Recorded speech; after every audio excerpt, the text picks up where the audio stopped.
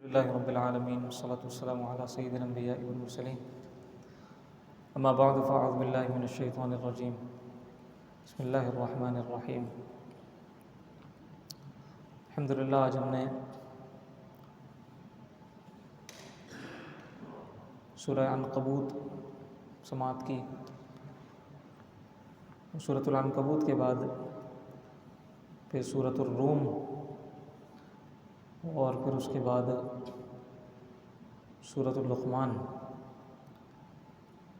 پھر سورۃ السجدہ،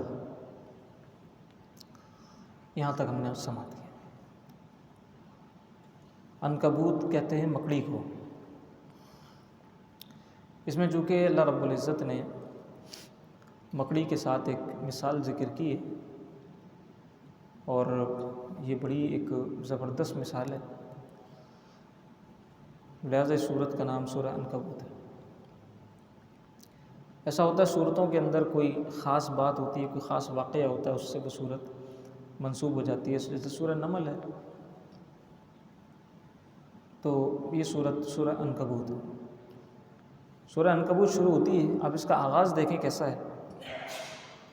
کہا کہ احسب الناس ان یترکوا ان یقولوا آمنا وهم لا یفتنون، کہ کیا لوگ یہ سمجھ رہے ہیں، کیا لوگ یہ گمان کرتے ہیں کہ انہوں نے ان یقولوا آمنا، انہوں نے بس یہ کہہ دیا کہ ہم ایمان لے آئے تو بس اتنا کہنا کافی ہوگا، انہیں چھوڑ دیا جائے گا، ان کی آزمائش نہیں کی جائے گی۔ تو یہ کہہ دینا کہ ہم ایمان لے آئے یا کلمہ پڑھ لینا، یہ اس بات کی دلیل نہیں ہے کہ ہر قسم کی فکر سے آزاد ہوا ہے، بلکہ آزمائش بھی ہوگی۔ اور پھر فرمایا کہ وَلَقَدْ فَتَنَّا الَّذِينَ مِن قَبْلِهِمْ فَلَيَعْلَمَنَّ اللَّهُ الَّذِينَ صَدَقُوا وَلَيَعْلَمَنَّ الْكَاذِبِينَ۔ اللہ رب العزت نے ان سے پہلے بھی لوگوں کی اسی طرح آزمائش فرمائی ہے، یعنی انہیں آزمایا ہے، انہیں امتحان میں ڈالا ہے، تاکہ جو سچے ہیں نا وہ جھوٹوں سے الگ ہو جائیں، ممتاز ہو جائیں، واضح ہو جائے کہ اپنے ایمان میں سچا کون ہے اور ایمان میں جھوٹا کون ہے، کس نے سچا کہا ہے کہ ہم ایمان لائے اور کس نے جھوٹا کہا ہے کہ ہم ایمان لائے۔ تو یہ جو آزمائش ہے یہ ایمان کا، یقین کا، توکل کا امتحان لیتی ہے۔ کئی ساری باتیں اس میں اور بھی کئی سارے مضامین ہیں، جیسے حضرت لوط علیہ السلام کی قوم پر جو عذاب آیا تھا اس کا تفصیل کے ساتھ یہاں ذکر ہے۔ فرشتے آئے حضرت ابراہیم علیہ السلام کے پاس، حضرت ابراہیم علیہ السلام اور حضرت لوط علیہ السلام ایک ہی وقت میں موجود تھے۔ حضرت ابراہیم علیہ السلام کے پاس آئے اور آ کر کہنے لگے کہ یہ جو لوط علیہ السلام کی بستی ہے ہم اس پر عذاب اتاریں گے، اس بستی پر عذاب لے کر آئیں۔ تو انہوں نے کہا کہ قال ان فیہا لوطا، انہوں نے کہا بھائی اس کے اندر تو لوط بھی موجود ہیں، وہ تو اللہ کے نبی ہیں، اس بستی پر تم عذاب لے کر آؤ گے تو کہیں ایسا نہ ہو ان کو تکلیف ہو۔ تو انہوں نے کہا کہ ہمیں پتہ ہے کہ اس کے اندر حضرت لوط بھی موجود ہیں، ہم انہیں بچا لیں گے اور ان کے گھر والوں کو بھی بچا لیں گے، الا امرأتہ، سوائے ان کی بیوی کے، کانت من الغابرین، یہ وہ تھی بیوی حضرت لوط علیہ السلام کی کہ جس نے جا کر لوگوں کو بتایا تھا کہ یہ یہاں موجود ہیں، تکلیف دینے کے لیے، آپ کو شہید کرنے کے ارادے سے، آپ کو تکلیف پہنچانے کے ارادے سے لوگ آئے تھے، تو اس عورت نے مخبری کی تھی، بتایا تھا کہ یہ یہاں موجود ہے۔ تو ایسا رہا ہے، فرعون کی زوجہ آسیہ تھیں جو مومنہ تھیں، اللہ کی ولیہ تھیں، نیک پارسہ متقیہ تھیں، کہاں فرعون کہاں آسیہ، اسی طرح کہاں حضرت لوط اور کہاں ان کی بیوی۔ تو ایسا رہا ہے کہ کوئی مومن ہے، کوئی نبی ہے اور کوئی جو ہے نا وہ ساتھی موجود ہے لیکن وہ مومن بھی نہیں ہے، ایسا بھی ہے، جیسے حضرت نوح علیہ السلام کا بیٹا، اس کے بارے میں قرآن کریم میں آتا ہے جا بجا کہ وہ مومن نہیں تھا، اور جب عذاب آیا تو وہ بھی ہلاک ہوا۔ تو یہ ساری چیزیں موجود ہیں۔ تو پھر حضرت لوط علیہ السلام کی جو قوم تھی ان کو عذاب بھیج کر ہلاک کر دیا گیا، اور بتایا فرشتوں نے کہ انا منزلون علی اہل هذه القرية رجزا من السماء بما كانوا يفسقون۔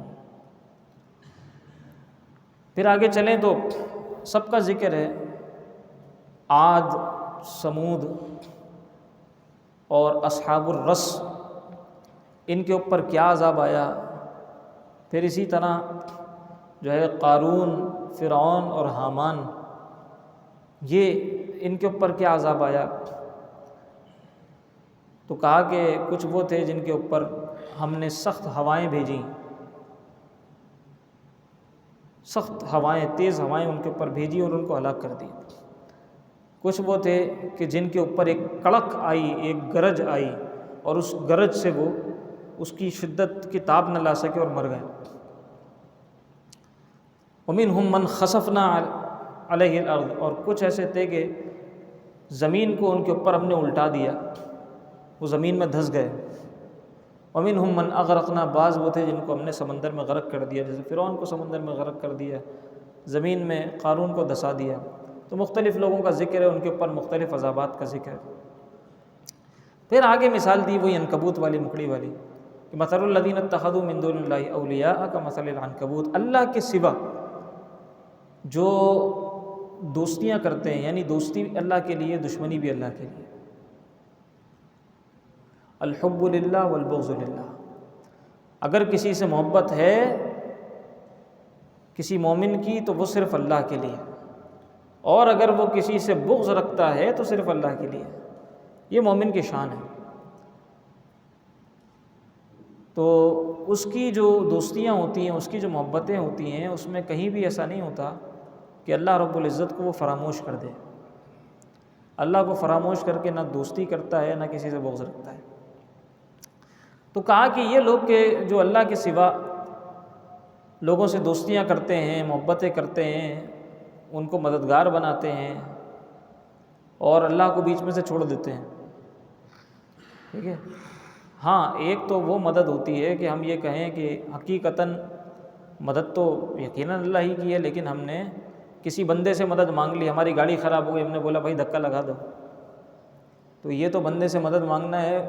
اب اگر اس موقع پہ کوئی یہ کہے کہ بھائی تم اللہ کے سوا کسی سے مدد مانگ رہے ہو، تم اللہ سے مدد مانگو، اللہ سے بولو کہ یا اللہ میری گاڑی اسٹارٹ نہیں ہو رہی، اللہ سے مدد مانگو۔ بھائی بندوں کی یہ جو مدد ہوتی ہے، کوئی بھی اس وقت یہ نہیں کہے گا، جو گاڑی کو دھکا لگوا رہا ہے، لوگوں سے مدد مانگ رہا ہے، وہ قطعاً یہ نہیں کہے گا کہ بھائی میں جو ہے وہ کوئی شرک کر رہا ہوں، یا میں اللہ کو چھوڑ کر ان سے مدد مانگ رہا ہوں۔ وہ یہ کہے گا کہ اللہ ہی ان کو سبب بنا رہا ہے کہ یہ میری مدد کریں، ان کو سبب اللہ نے بنایا ہے کہ میری مدد کریں۔ تو اللہ رب العزت مدد فرماتا ہے کسی ظاہری سبب سے، دنیا میں کوئی نہ کوئی سبب اس کا بن جاتا ہے، وہ بندے کی مدد ہو جاتی ہے، کوئی ذریعہ بن جاتا ہے، اس لیے کہ ہم عالم اسباب میں ہیں، ہم عالم امکانات میں ہیں۔ تو یہ اسباب عالم ہے، یہ عالم الاسباب ہے، یہاں پر ساری چیزیں سبب کے تحت ہوتی ہیں۔ بظاہر ہمیں نظر آ رہا ہوتا ہے کہ یار یہ سبب بنا، حقیقتاً اللہ رب العزت کا پیچھے کن موجود ہوتا ہے، اللہ رب العزت کا فیصلہ پیچھے موجود ہوتا ہے، اللہ کی مشیت پیچھے موجود ہوتی ہے، اللہ کا ارادہ پیچھے موجود ہوتا ہے، اللہ کی عطا پیچھے موجود ہوتی ہے۔ لہٰذا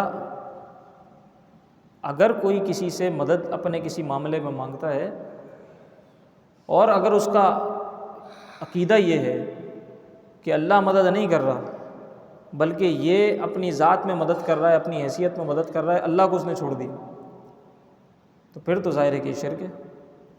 لیکن اگر وہ یہ کہہ رہا ہے حقیقتاً مدد اللہ ہی فرماتا ہے اور اللہ ہی نے اس کو میرا ذریعہ بنا دیا، سبب بنا دیا، تو ظاہر ہے کہ یہ تو ایمان ہے۔ تو کہا کہ وہ لوگ کہ جو اللہ کو چھوڑ دیتے ہیں اور دوسرے لوگ تلاش کرتے ہیں، تو ان کی مثال ایسی ہے کمثل العنکبوت، جیسے مکڑی کی مثال۔ اتخذت بیتا، جیسے کسی نے گھر بنایا تو وہ ہے نا کہ کچا تیرا مکان ہے کچھ تو خیال کر. تو یہ جو مکڑی کا گھر ہے یہ بڑا کچا مکان ہے. یہ کچا مکان بہت آسانی سے ٹوٹ جاتا ہے. اور قرآن میں کہا گیا کہ وَإِنَّ أَوْهَنَ الْبُيُوتِ لَبَيْتُ الْعَنْكَبُوتِ، سب سے کمزور ترین گھر جو ہے وہ مکڑی کا گھر ہے.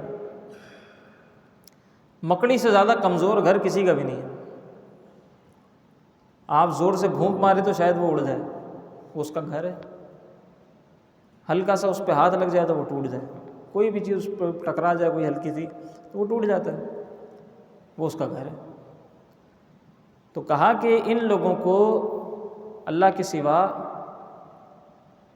جو ہے وہ پرستش کے لائق سمجھنا یا اللہ کے سوا ان کو اللہ کو چھوڑ کر مددگار سمجھنا، یہ ایسا ہی ہے کہ جیسے تم نے کوئی کمزور گھر بنا لیا ہے وہ ٹوٹ جائے گا، پکا گھر بناؤ. آگے چلتے ہیں. اتل ما اوحی الیک من الکتاب واقم الصلاۃ ان الصلاۃ تنہی عن الفحشاء والمنکر. مشہور آیت ہے، اکثر خطبے کے اندر ہم سماعت کرتے ہوں گے کہ بے شک نماز برائیوں سے، بری باتوں سے، برے کاموں سے روکتی ہے. وَلَذِكْرُ اللَّهِ اکبر، اور یقیناً اللہ کا ذکر وہی بڑا ہے. وَاللَّهُ يَعْلَمُ مَا تَصْنَعُونَ، جو تم کرتے ہو اللہ اسے جانتا ہے. اب ہم کہتے ہیں کہ بھائی ہم تو نماز بھی پڑھتے ہیں اور برے کام بھی کرتے ہیں. بہت سے لوگ ہیں نمازیں بھی پڑھتے ہیں، نمازیں پوری ہوں گی، ساتھ میں سودی کاروبار بھی چل رہا ہوگا. نمازوں میں ایسے پکے کہ ان کی تکبیر اولیٰ فوت نہیں ہوتی ہوگی. لیکن دوسری طرف ان کے آپ حالات دیکھیں، لوگوں کے ساتھ دھوکے، چیٹنگ، فراڈ. ایسا ہوتا ہے نا، لوگ کہتے ہیں یار ہم نے تو حاجی صاحب کو دیکھ کے، حاجی صاحب کا منہ دیکھ کے ہم نے کام کیا تھا، ہمیں کیا پتہ حاجی صاحب چیٹر ہیں. تو یہ بڑی بڑی داڑھیاں، یہ سفید داڑھیاں اور یہ نمازوں کی پابندی، یہ ٹھیک ہے نماز بچاتی ہے، برائیوں سے بچاتی ہے، گناہوں سے بچاتی ہے. لیکن بعض لوگ ایسے ہوتے ہیں کہ نمازیں بھی ساتھ چل رہی ہیں اور دھوکہ بھی ساتھ چل رہا ہے. تو اب سوال یہ ہے، قرآن تو کہتا ہے کہ نمازیں بچاتی ہیں ان کاموں سے، ان کو کیوں نہیں بچا رہی؟ ان کو اس وجہ سے نہیں بچا رہی کہ ان کی نمازیں کامل نہیں ہیں. نماز وہ بچاتی ہے برائیوں سے اور برے کاموں سے جو نماز کامل ہوتی ہے، جس میں انسان کی توجہ ہوتی ہے، جس میں انسان کا دل ہوتا ہے. ورنہ کئی نمازی ایسے ہیں جن کے بارے میں قرآن نے کہا کہ وَإِذَا قَامُوا إِلَى الصَّلَاةِ قَامُوا كُسَالَىٰ، دل نہیں چاہتا ان کا نماز پڑھنے کا، سستی سے، کاہلی سے، بہت ان کی ٹانگیں بوجھل ہو جاتی ہیں، ان کا جسم بوجھل ہو جاتا ہے جب نماز کے لیے جاتے ہیں. تو ایسی نمازیں نہیں بچاتی ہیں. یراؤون الناس ولا یذکرون اللہ الا قلیلا،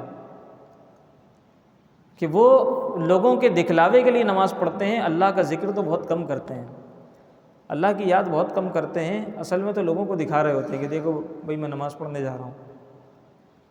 پورے گھر والوں کو، پورے محلے کو بتا کے، سب کو فون کر کے سب کو فون کر کے بتاتے ہیں. کسی سے کوئی بات ہو نا، گھوم پھر کے اپنی عبادت کا تذکرہ بیچ میں لے آتے ہیں. ہاں یار وہ بس میں رات کو جلدی اٹھ گیا تھا، تہجد پڑھنی ہوتی ہے نا.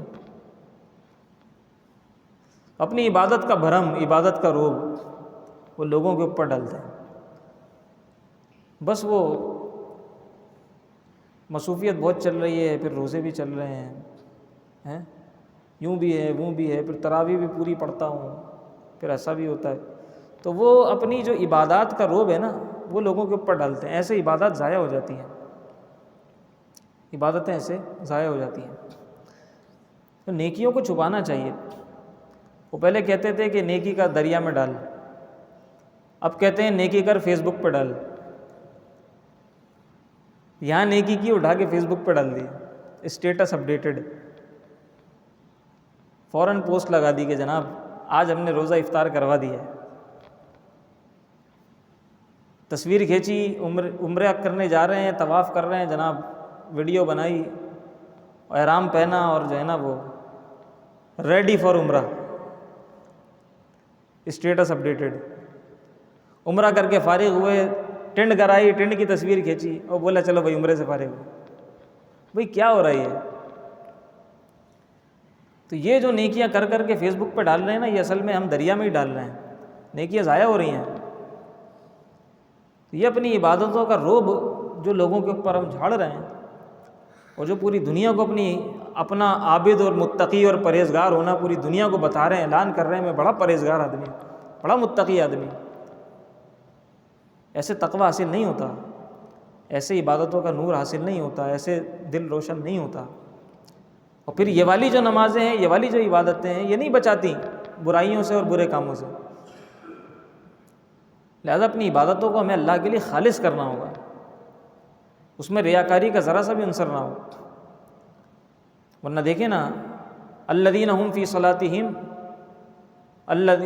سورہ ماعون کہتی ہے ارأیت الذی یکذب بالدین فذلک الذی یدع الیتیم ولا یحض علی طعام المسکین فویل للمصلین. ایسے نمازیوں کے لیے ویل ہے، ہلاکت ہے، اور ویل جہنم کی ایک وادی بھی ہے. وہ اتنا خطرناک جہنم کا گڑھا ہے جس سے جہنم بھی پناہ مانگتی ہے.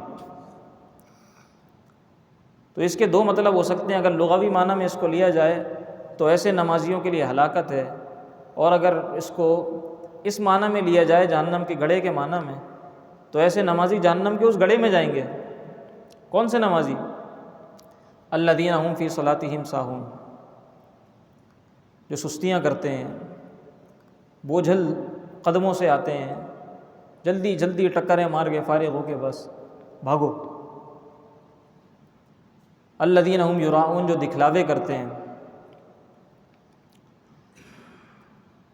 ویسے تو نمازیں ان کی جناب بڑی جلدی جلدی ہوں گی، لیکن جب دیکھیں گے نا برابر میں کوئی دوست بیٹھا ہوا مجھے دیکھ رہا ہے، او ہو پھر تو قیام کا جو لطف ہوگا نا ان کے، ایسا لمبا قیام کریں گے. پھر تو سجدے میں جو سر رکھیں گے 11 مرتبہ سے کم سبحان ربی الاعلیٰ پڑھیں گے ہی نہیں، بہت تسلی سے پڑھیں گے جب ان کو کوئی برابر میں دیکھ رہا ہوگا. لیکن جب کوئی نہیں دیکھ رہا تو اس وقت تو وہ جلدی جلدی ٹکر ماری اور چلو یہ جا وہ جا. حضرت امام سیوطی علیہ الرحمہ شرح الصدور کے اندر لکھتے ہیں کہ مومن کے لیے کیا یہ کافی نہیں ہے کہ جب وہ عبادت کے لیے کھڑا ہوتا ہے، نماز کے لیے کھڑا ہوتا ہے، تو اسے اس کا رب دیکھ رہا ہوتا ہے. اس کے لطف کے لیے کیا یہ بات کافی نہیں ہے کہ وہ کھڑا ہوا ہے، اسے اس کا رب دیکھ رہا ہے؟ اور کس کو دکھانا چاہتا ہے؟ اس سے زیادہ اچھا دیکھنے والا اور کون ہے جسے وہ دکھانا چاہے؟ اسے اس کا رب دیکھ رہا ہے بس. پھر وہیں چلیں کہ مل احسان، تو کہا کہ ان تعبد اللہ کأنک تراہ فإن لم تکن تراہ فإنہ یراک. حدیث جبرائیل جو ہے بڑی مشہور حدیث، حضرت جبرائیل جب نبی علیہ الصلوۃ والسلام کی بارگاہ میں حاضر ہوئے بصورت بشری، تو آ کر انہوں نے کچھ سوالات کیے تھے. ان میں سے ایک یہ بھی تھا کہ یا رسول اللہ احسان کیا ہے، یعنی نیکی کی حقیقت کیا ہے؟ تو اللہ کے رسول نے ارشاد فرمایا کہ یہ کہ جب بھی تم اللہ کی عبادت کرو، اس کے اندر صرف نماز نہیں ہے، ان تصلی نہیں کہا، ان تعبد اللہ کہا، کہ جب تم اللہ کی عبادت کرو، بندگی کرو. اللہ کی بندگی صرف نماز نہیں ہے، اللہ کی بندگی کی بہت ساری صورتیں ہیں. پڑوسیوں کا خیال رکھنا یہ بھی اللہ کی بندگی ہے، غریبوں کے ساتھ، یتیموں کے ساتھ حسن سلوک کرنا یہ بھی اللہ کی بندگی. ان تعبد اللہ کأنک تراہ، اللہ کی بندگی ایسے کرو جیسے تم اللہ کو دیکھ رہے ہو، جیسے تم اللہ کو دیکھ رہے ہو. فإن لم تکن تراہ، اگر اتنی طاقت نہیں ہے کہ تم اللہ کو دیکھ سکو، یہ تصور کر سکو، فإنہ یراک، کم از کم اتنا تصور ضرور رکھو کہ وہ تمہیں دیکھ رہا ہے. یہ احسان ہے. تو عبادت اس انداز سے کرنی ہے. وہ عبادتیں ہوں گی پھر کہ جو ہمیں برائیوں سے بھی بچائیں گی، برے کاموں سے بھی بچائیں گی، اور یہ عبادتیں وہ ہوں گی کہ جو پھر مقبول ہوں گی. ورنہ لپیٹ کے یہ منہ پہ مار دیے، زندگی بھر محنت کی اور حاصل کچھ نہیں ہوا. وہ کہتے ہیں کہ کیا کرایا کچھ نہیں، گلاس توڑا 12 نے، تو حاصل تو کچھ بھی نہیں ہوا۔ دکان میں خریدنے گئے تھے گلاس نہیں لیا، بلکہ گلاس توڑ کے ان کو 12 آنے دے کر آ گئے، حاصل کچھ بھی نہیں ہوا، پیسے بھی گئے۔ تو محنت بھی کی، اپنے آپ کو تھکایا بھی، قیام بھی کیا، روزے بھی رکھے، سب کچھ کیا، لیکن حاصل نہ دارد، کچھ بھی حاصل نہیں۔ آگے چلتے ہیں، سورہ روم شروع ہوتی ہے۔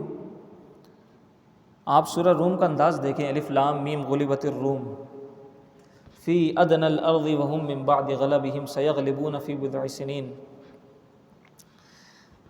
قرآن کریم نے کہا کہ غلبت الروم، روم مغلوب ہو گیا اور ایرانی غالب آ گئے۔ یہ جو کسرا تھا یہ غالب آ گیا۔ اچھا، روم سپر پاور تھی، روم سپر پاور تھی۔ یہ ایسے ہی ہے جیسے کوئی یہ کہے، آج سے کچھ عرصے پہلے کوئی یہ کہتا کہ امریکہ مغلوب ہو گیا اور افغانستان غالب ہو گیا، تو کوئی یقین کر سکتا تھا؟ بھائی کیا بات کر رہے ہو، امریکہ سپر پاور، امریکہ ہار جائے اور افغانستان جیت جائے، جنگ ہو رہی ہو، امریکہ مغلوب ہو جائے، افغانستان غالب ہو جائے، تصور نہیں کر سکتے تھے، لیکن ہو گیا، امریکہ بھاگ گیا۔ یہ ایمان کی طاقت ہے۔ اسی طرح آج کے حالات میں انشاءاللہ فلسطین غالب آئے گا اور اسرائیل یہ دم دبا کے بھاگے گا، تو کفر انشاءاللہ مغلوب ہوگا اور دین غالب ہوگا۔ یہ غالب ہو کر رہے گا، غالب ہونے کے لیے آیا ہے، مٹنے کے لیے نہیں آیا ہے۔ جنہوں نے سستیاں کی، جنہوں نے بوٹ پالش کیے یہودیوں نصرانیوں کے، جنہوں نے ان کی غلامیاں کی، وہ دنیا و آخرت میں ذلیل الرسوا ہو جائیں گے، لیکن دین غالب آ کر رہے گا۔ جو بھی کر لو، دین غالب آ کر رہے گا بالآخر۔ انہوں نے نہیں کیا تھا، یہ لوط علیہ السلام کی بیوی نے کوشش کی کہ ان کو پکڑوا دیا جائے۔ حضرت عیسیٰ علیہ السلام کے خلاف ان یہودیوں نے سازش نہیں کی تھی کہ ان کو پکڑ کے سولی دے دی جائے، لیکن اللہ کی مشیت کچھ اور ہی تھی۔ حضرت عیسیٰ علیہ السلام کو اٹھا لیا، حضرت لوط علیہ السلام کو بچا لیا، حضرت نوح علیہ السلام کو بچا لیا، حضرت یونس علیہ السلام کو بچا لیا۔ یہ اللہ کی مشیت ہے، تو دین غالب آ کر رہے گا۔ تو بالکل ایسے ہی جیسے کوئی کچھ عرصے پہلے، میں عرض کر رہا ہوں، یہ فلسطین والی تو ابھی مثال ہمارے سامنے بنی نہیں ہے، لیکن افغانستان کی مثال تو سیٹ ہو گئی۔ کیسی کیسی سپر پاور آئی ہیں یہاں پر اور ان کو تباہ اور ان کو تخت و تاراج کرنے کی کوشش کی ہے، کچھ بھی نہیں کر سکے ان کا۔ انہوں نے ہرا دیا، مار دیا، بھگا دیا۔ تو بالکل ایسے ہی جب اس دور میں قرآن نے یہ کہا کہ رومی مغلوب ہوں گے اور ایرانی غالب ہوں گے، تو کافروں نے مذاق بنا دیا اس کا، کہا کہ یہ کیا بات کر رہے ہو، دور دور تک کوئی امکان نہیں ہے اس بات کا۔ وہ مثال بالکل ایسے ہی لے لیں آپ جیسے افغانستان اور امریکہ، لوگوں نے مذاق بنا دیا تھا، یہ کیا کہہ دیا، نبی علیہ السلام کو مذاق اڑانے لگ گئے، قرآن کو جھٹلانے لگ گئے، اور جناب ٹھٹھے مارنے لگ گئے اور مذاق بنانے لگ گئے، کھیل تماشے شروع ہو گئے۔ تو حضرت ابوبکر صدیق رضی اللہ تعالیٰ عنہ سے کسی نے کہا، اب یہ لگے رہتے تھے چکروں میں، کہا کہ دیکھو بھائی، تمہارے نبی نے بتایا ہے کہ اللہ نے یہ فرمایا ہے، یہ تمہارا قرآن ہے کہ رومی مغلوب ہو گئے اور ایرانی غالب آ گئے۔ کہا کہ ابھی بھی چھوڑ دو اس قرآن کی باتوں کو، یہ کس قسم کی باتیں کرتا ہے۔ تو حضرت سیدنا صدیق اکبر رضی اللہ تعالیٰ عنہ کا ایمان تھا نا، وہ تو معراج کی کیسے تصدیق کی تھی آپ نے؟ تو جو معراج کی اس انداز میں ببانگ دہل تصدیق کریں، وہ تو پھر نبی علیہ السلام کے ہر فرمان کی، قرآن کے ہر بیان کی اور ہر بات کی تصدیق کریں گے۔ تو صدیق اکبر سے وہ جھگڑ پڑا ایک، اور کہنے لگا کہ دیکھو یہ قرآن کیا کہتا ہے تمہارا، چھوڑ دو قرآن کو۔ تو سیدنا صدیق اکبر رضی اللہ تعالیٰ عنہ نے فرمایا کہ مجھ سے اس بات پہ شرط لگا لو، مجھ سے اس بات پہ شرط لگا لو، رومی مغلوب ہو کر رہیں گے اور ایرانی غالب آ کر رہیں گے۔ قرآن نے کہا ہے تو مجھے اتنا یقین ہے، میں کہتا ہوں مجھ سے شرط لگا لو یہ ہو کر رہے گا۔ یہ والا ایمان چاہیے قرآن پر، یہ والا یقین چاہیے رسول اللہ کی فرامین پر، آپ کی تعلیمات پر۔ ہمیں ذرا سا کچھ نظر آ رہا ہوتا ہے ہم ڈگمگا جاتے ہیں، ہم کہتے ہیں کہ یار ٹھیک ہے حدیث میں تو یہ ہے، لیکن بھائی ہمارے سامنے تو کچھ اور ہی ہو رہا ہے۔ یقین رکھو جو رسول اللہ نے فرمایا ہے وہ ہو کر رہے گا، وہ ہو کر رہے گا، جو قرآن نے کہہ دیا وہ کر رہے گا۔ یہ والا ایمان چاہیے۔ وہ ایک بزرگ تھے، وہ ڈاکٹر کے پاس گئے اور ان دنوں طاعون بہت زیادہ پھیل گیا تھا۔ طاعون ایک بیماری ہے، کان کے پیچھے ایک پھوڑا ہو جاتا ہے اور وہ پھوڑا پھوٹتا ہے، جب پھوٹتا ہے تو بندہ مر جاتا ہے، طاعون۔ اور طاعون کے بارے میں احادیث میں آتا ہے کہ جس علاقے میں طاعون کی وبا پھیل جائے وہاں سے کوئی شخص باہر نہ نکلے، اس لیے کہ جب وہ باہر نکلے گا اس وبا کو لے کر نکلے گا۔ جیسے بھی کورونا وائرس ہوا تھا، اس علاقے سے جو شخص بھی باہر نکلتا ہے دوسرے علاقے میں داخل ہوتا ہے وہ وہاں پر اس وبا کو لے جاتا ہے۔ تو قربانی دے، وہاں سے بھاگنے کی کوشش نہ کرے، بچنے کی کوشش نہ کرے، وہیں رہے۔ اللہ کی مشیت ہوگی، اللہ کا ارادہ ہوگا تو اس کو وہاں بھی بچا لے گا۔ اگر اس کی زندگی ہوئی تو وہاں بھی بچ جائے گا، لیکن وہاں سے بھاگ کر دوسرے لوگوں کو تکلیف کے اندر مبتلا نہ کرے، کسی دوسری بستی کے اندر وبا نہ پھیلائے۔ تو وہ ڈاکٹر کے پاس گئے، طاعون کی وبا پھیلی ہوئی تھی، تو ڈاکٹر نے ان کو کہا ڈر کرنا، دیکھا تو کہا کہ ارے ارے ارے یہ تو وہی ہے، یہ تو وہی ہے۔ ڈاکٹر کے منہ سے لفظ بھی نہیں نکل رہا تھا ڈر کے مارے۔ نے کہا کیا ہے بھائی؟ کہا یہ طاعون ہے۔ ساری علامات وہی تھی، منہ بالکل بند ہو گیا تھا، وہ پھوڑا اتنا بڑا ہو گیا تھا۔ کہا کہ یہ طاعون ہے۔ تو اب منہ تو چل نہیں رہا تھا، انہوں نے ہاتھ کے اشارے سے کہا کہ یہ نہیں ہو سکتا۔ کہا بھائی ہے، یعنی آپ کی رپورٹس کہہ دیں سب کچھ آ جائے لیکن کہیں نہیں، ہو ہی نہیں سکتا۔ یہ والا ایمان، یہ والا یقین۔ اب ہوا کیا ہوا؟ یہ انہوں نے کہا یہ ہو ہی نہیں سکتا۔ کیوں نہیں ہو سکتا؟ اس لیے کہ انہوں نے کہا کہ ایک مرتبہ میں نے طاعون زدہ شخص کو دیکھ کر یہ دعا پڑھ لی تھی کہ اے اللہ، جو ایک مشہور دعا ہے نا کہ کیا ہے، اس وقت میرے ذہن میں نہیں آ رہا، اگر آپ میں سے کسی کو یاد ہے تو بتائیں۔ وہ جو کسی بیمار کو دیکھ کر دعا پڑھتے ہیں، جی نہیں نہیں،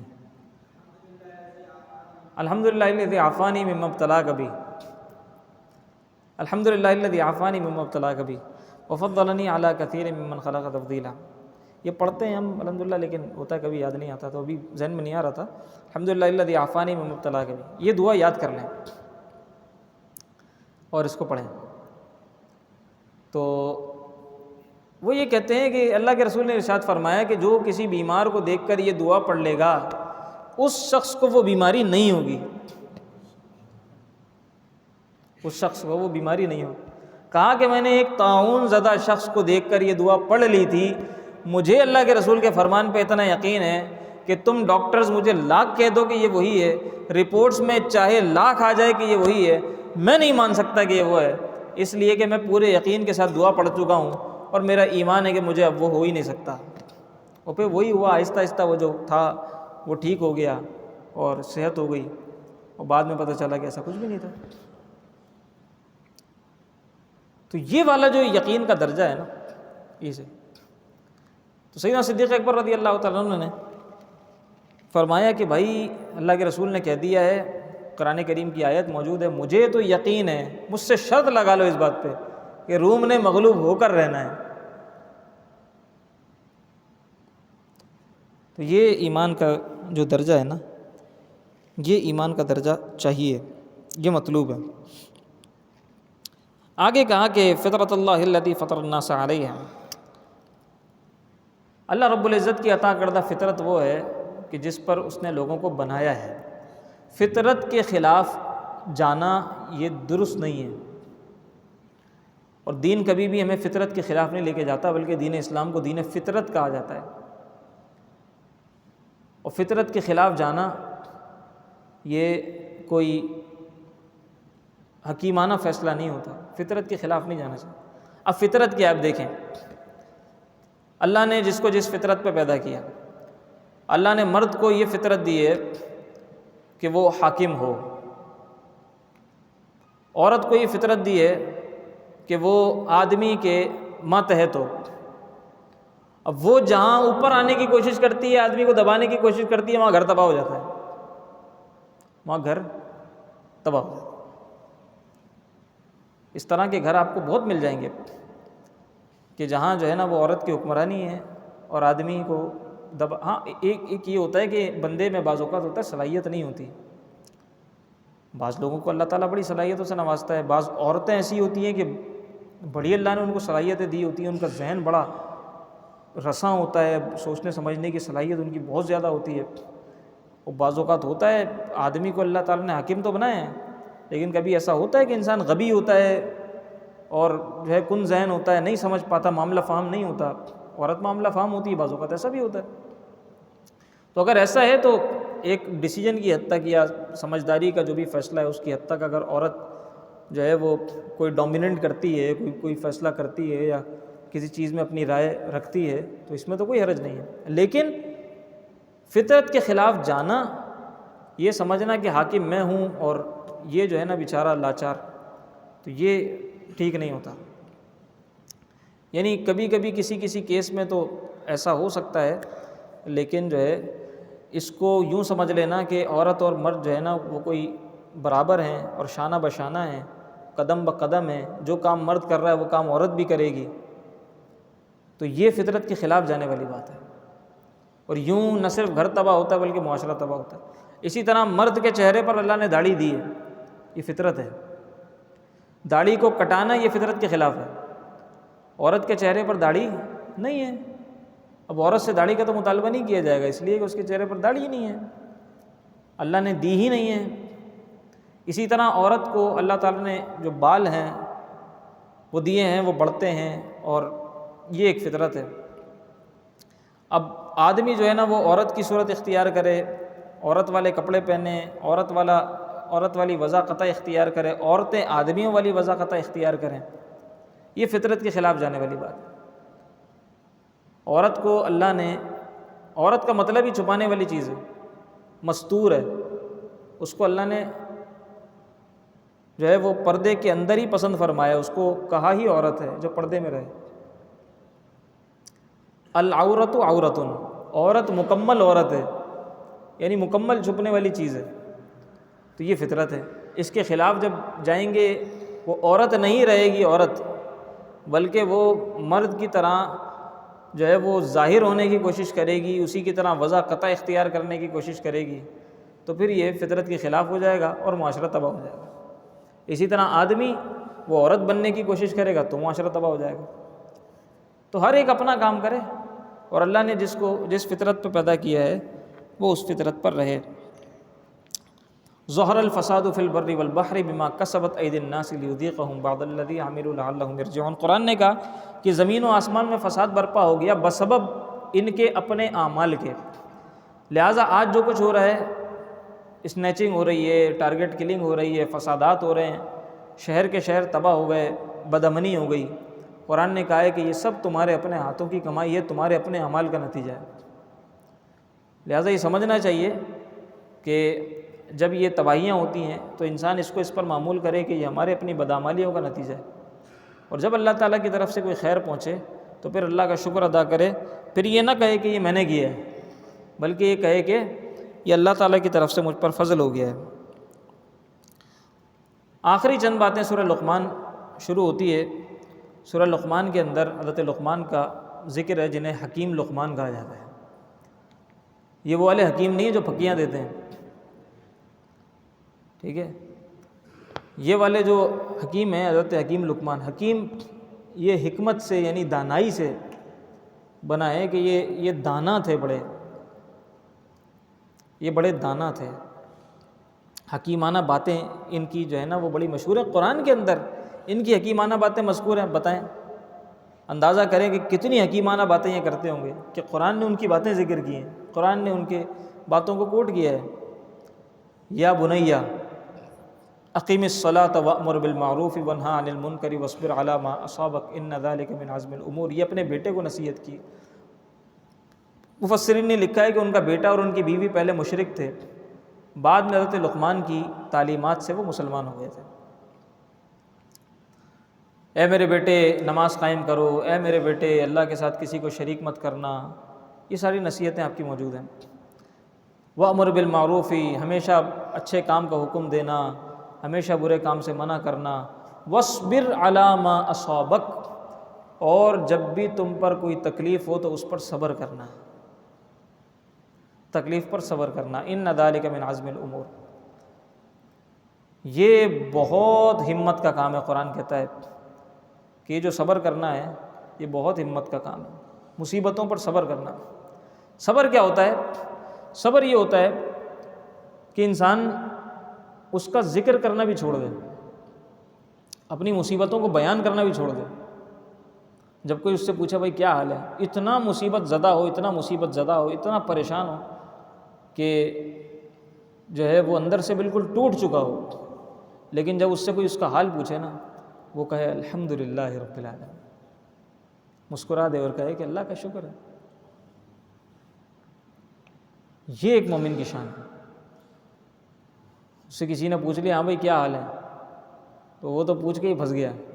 وہ 10 منٹ تک تو جناب اس نے بولا کہ میں نے تو رسماً خیریت پوچھ لی تھی، یہ تو وہ شروع ہی ہو گئے اپنے کاروبار کے مسائل، اپنے گھر کے مسائل جو شروع ہوئے ہیں، یار بس کیا بتاؤں، بہت مشکل میں ہوں، مالی حالات اتنے خراب ہیں، کاروبار بالکل ٹھپ پڑا ہوا ہے، اور یہ ہے وہ ہے، یوں ہے منہ ہے کر کے، یہ سب ناشکری ہے اللہ کی۔ تو اس کے سامنے رونے سے کیا فائدہ؟ اس نے کون سا ہمارے مسائل حل کرنے ہیں؟ مسائل تو اللہ نے حل کرنے ہیں، تو اس کو تو یہی بولیں کہ بھائی ٹھیک ہے الحمدللہ سب ٹھیک ہے۔ پھر جتنا رونا ہے وہ اللہ کی بارگاہ میں جا کے رو لیں، مخلوق کے سامنے صبر کرنا۔ حضرت سید الطائفہ جنید بغدادی رحمہ اللہ کہتے ہیں، جو قرآن کہتے ہیں نا فصبر صبرا جمیلا، صبر جمیل اختیار کرو، تو حضرت جنید بغدادی بیان کرتے ہیں، کہتے ہیں کہ صبر جمیل کیا ہے میں بتاتا ہوں۔ وہ کہتے ہیں صبر جمیل یہ ہے کہ مصیبت زدہ شخص جب کسی محفل میں بیٹھا ہوا ہو نا، تو اس محفل میں کوئی اس کو دیکھ کر پہچان نہ سکے کہ یہ پریشان حال ہے، نہ اس کے ماتھے پہ بل ہو، نہ اس کے کپڑوں سے اندازہ ہوتا ہو، نہ اس کی وضاقتہ سے اندازہ ہوتا ہو، نہ اس کی باتوں سے اندازہ ہوتا ہو کہ یہ مصیبت میں ہے۔ کہا کہ یہ ہے صبر جمیل، لوگوں کے سامنے ایسا صبر کرے، ایسا صبر کرے، ایسا صبر کرے کہ کوئی پہچان نہ سکے کہ یہ مصیبت زدہ ہے۔ یہ والا صبر کرنا ہے۔ جتنا رونا ہے وہ اللہ کی بارگاہ میں رو، وہ بھی شکوے کے انداز میں نہیں، دعا کے انداز میں، شکر کے انداز میں، کہ جو کچھ ہے یا اللہ وہ بھی تیری ہی عطا ہے، یہ جو میں سانس لے رہا ہوں یہ بھی تیری عطا ہے، یہ کوئی کیا کم نعمت ہے؟ ہمارے ہاتھ سلامت ہیں، ہماری آنکھیں سلامت ہیں، ہمارے پاؤں سلامت ہیں، ہمیں سانس آ رہی ہے، ہم جی رہے ہیں، ہم اچھے ہیں، خوبصورت ہیں، پہن اوڑھ رہے ہیں، چل پھر رہے ہیں، ذہن دماغ ہمارا سلامت ہے، ہم سوچ رہے ہیں، سمجھ رہے ہیں، اچھے برے کی تمیز کر رہے ہیں، یہ کوئی کم نعمت ہے؟ ذرا سا کاروبار میں نقصان کیا ہو گیا، ذرا سا ہاتھ کیا تنگ ہو گیا، او ہو تو آسمان سر پہ اٹھا لیا۔ تو صبر کرنے کی تلقین ہے ہمیں، صبر کرو۔ حکیم لقمان کی یہ وائز سیئنگ ہے، یہ حکیمانہ آپ کا قول ہے کہ وَاصْبِرْ عَلَىٰ مَا أَصَابَكَ، جو تکلیف عَلَىٰ مَا أَصَابَكَ، ماں کے اندر عموم ہے، ماں تعمیم کے لیے آتا ہے۔ وَاصْبِرْ عَلَىٰ مَا أَصَابَكَ، کوئی بھی کسی بھی قسم کی پریشانی تمہیں آ جائے تم نے صبر کرنا ہے۔ اور پھر قرآن نے خود کہہ دیا اِنَّ ذَلِكَ مِنْ عَزْمِ الْأُمُورِ، یہ آسان کام نہیں ہے۔ ایسے انہی صبر والوں کے لیے اتنے درجات رکھ دیے اللہ نے۔ انما یوفی الصابرون اجرہم بغیر حساب، کہا کہ صبر کرنے والوں کو بے حساب ہم اجر عطا کریں گے۔ باقیوں کا حساب کر دیا، نماز کا اتنا، زکوٰۃ کا اتنا، اس کا اتنا، اس کا اتنا، روزے کا نہیں کیا اس لیے کہ روزہ صبر ہے، تو کہا کہ صبر کا جو اجر ہے وہ ہم بے حساب عطا کریں گے، اس کا کوئی حساب نہیں ہے۔ کیوں؟